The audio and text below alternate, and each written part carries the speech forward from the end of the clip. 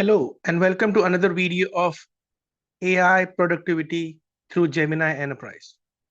This could end up being one of the best use cases of AI using Gemini Enterprise. The use case that we are going to discuss now is going to be capacity planning. This is the capacity planning request. You have resource and system. You define what the resource systems are. You have data, what's being currently utilized, and how effectively and what is the maximum capacity. And then you project the demand. So imagine you have a EV OEM and they have manufacturing assembly lines, Auto Spark for instance, and they want to manufacture certain parts. You have the resource system, current data, and the demand projection, what your demand's gonna look like.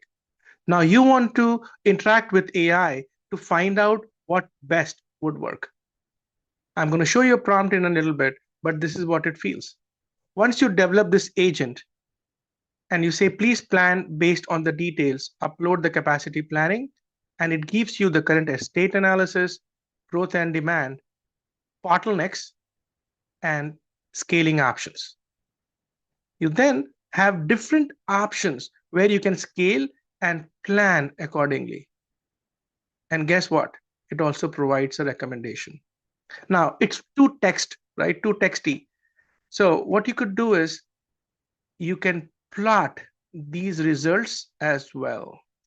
So capacity planning on how to plan what is a projected capacity gain, what is the estimated lead time for implementation, and what is the relative cost. So all capacity in the text format is now being plotted.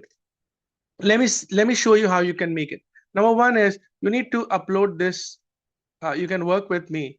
You need to upload this capacity planning rec. This is available on the GitHub repository link mentioned in the video description section below. Here you're going to look at capacity planning rec. You're going to copy this or download this, and you need to upload this file. As usual, the prompt is here: capacity planning agent, and this is what the prompt looks like.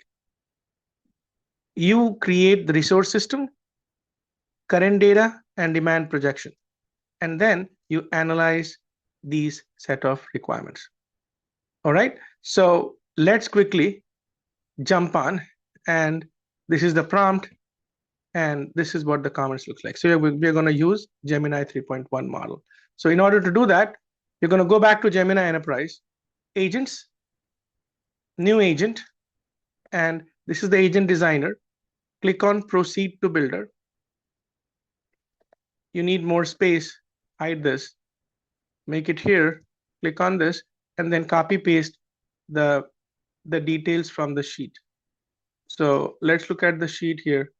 I'm going to copy agent title, agent instructions, everything here.